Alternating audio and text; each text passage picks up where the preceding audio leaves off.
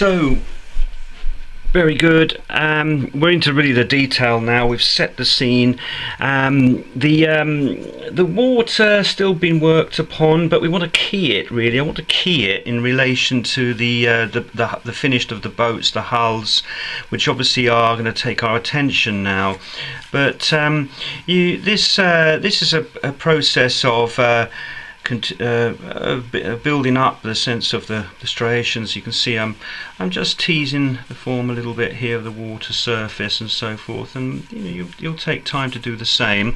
We'll come back and have a look at that when we come to finishing touches. We're very close to that, but remembering smaller mark making in the distance, and then it's larger sweeping and darker tones in the foreground. That will get you there. You can find your own sort of imagery, mark making for that description of water. So let's have a look. I've got now, luckily we've got some nice warm colours coming our way now with these lovely red. I've got a cadmium red here, and I'm going to use it here on one of these this crew are in red, and I'm just starting to find that chap there. They're pulling back on these oars. You can see the strain on their physique, these rowers as they start the race. So just tentatively, just go over, just start carefully finding a light wash, which will build up as we're happier with that position. There's a little bit of underline drawing there, obviously, so that's a sort of underpainting. That's a demonstration of starting to underpaint that. So there's their sort of shirts. They've got an undershirt which is a sort of t-shirt in white. We could start. I'm using a bit of yellow ochre here as a demonstration to perhaps their limbs. That'll be the start of the underpainting there. There's an arm. Another arm here, meeting the shirt. Just touching. It's light. It's very light. I'm just going to show a little bit here, perhaps the back of a neck, of jowl, face. So a little bit of ochre used. These chaps here in this rowboat, they're in white.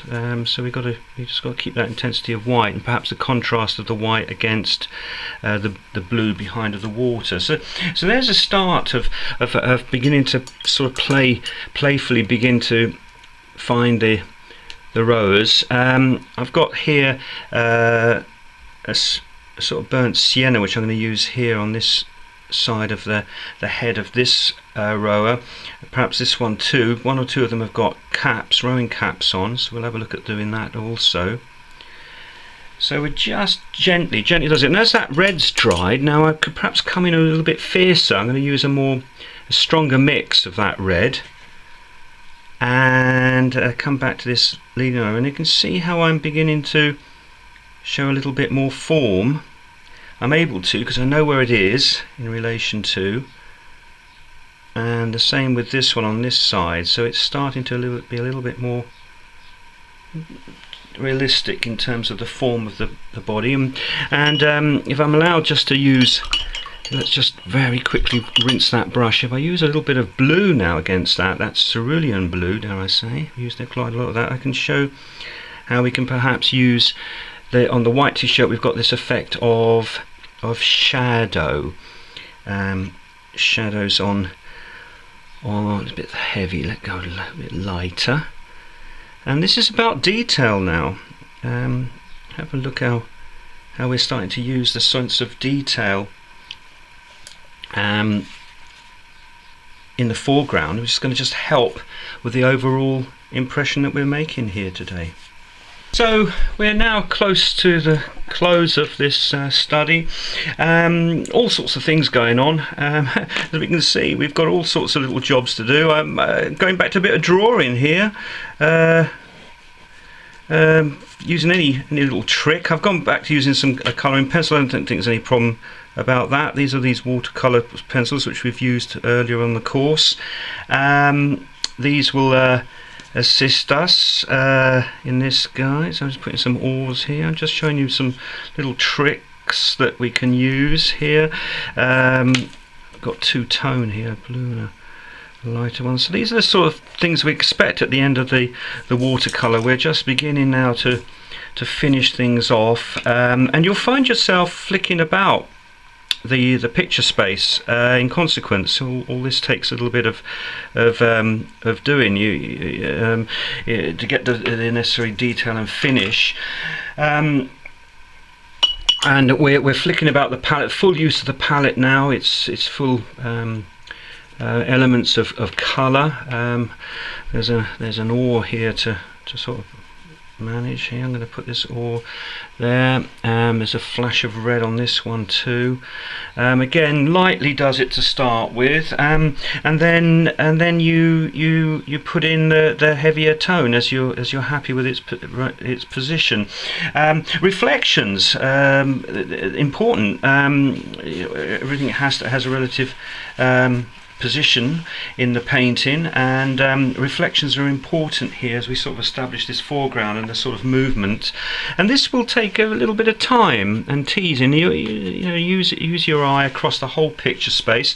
I'm even working into these areas here, and I'm just sort of putting some dashes and commas, some of the colours and strengthening. It's detailing.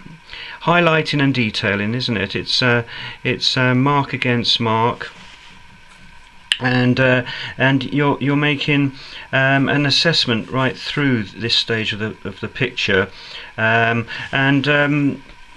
you're using small brushes overall. But it's not to say that you won't use the larger brush too. Keep your mark making open and free, and back into the water space, I'm starting to note other aspects here in the water, and the darker, and taking some of these darker tones. Use of white. We've seen this used before. Do expect at the end, you in the purest watercolourists I know won't touch the white, but at this stage at the end, no harm in that. For instance, I note here I've got these marker posts here, which I'll just put back in. I'm going to let that dry, and I can put a tint on that. The white obviously can be used again. Here there's a sort of splash of the ore in the water. I can use it there as a detail. You can sort of push it around and come back over it with other glazes. So that's a way of using white. And here, where I've used it for these figures here, there's perhaps someone's got a parasol on this really bright summer's day, and I'll just sort of put that down there, and I might then use some blues there as an example, just to show how they're in the shadow there of their parasol. There's perhaps a gentleman there, and he's got he's looking. He's blinded by the sun. He's got I think he's shielding his eyes, his head with his arm here. There's another companion there, and little dots, little flickers, figures here enjoying their champers in the awning here on the island. So do note and have a bit of fun as you sort of perceive your mixing and your shadows and start to put in the necessary detail. Good.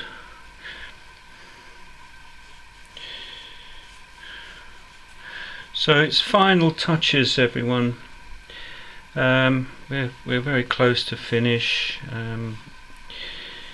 Just judging a few tones and whatnot.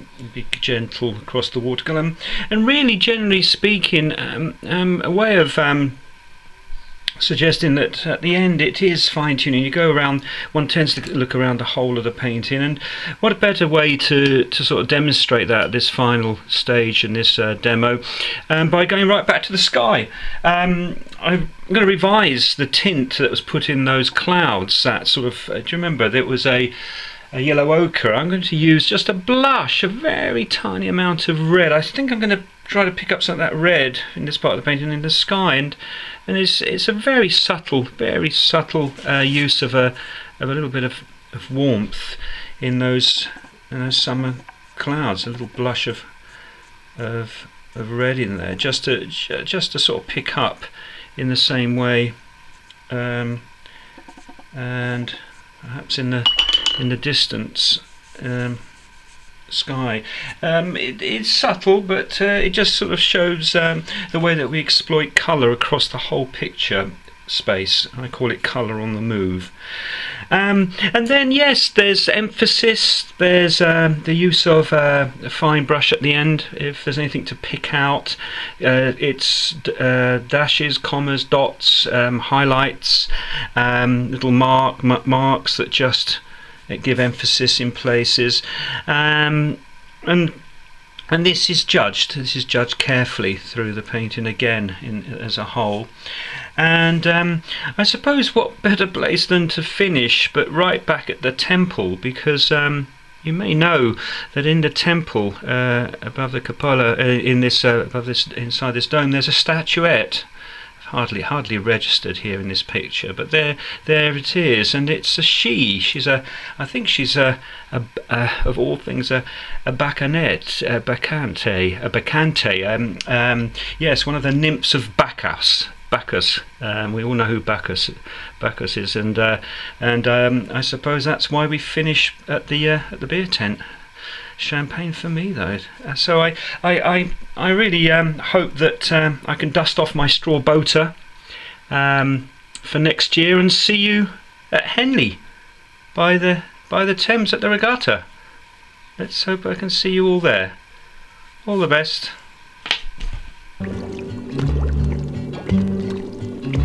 There are bridges and locks and moorings and docks went messing about in the river. There's a whirlpool and weir that you mustn't go near when messing about in the river.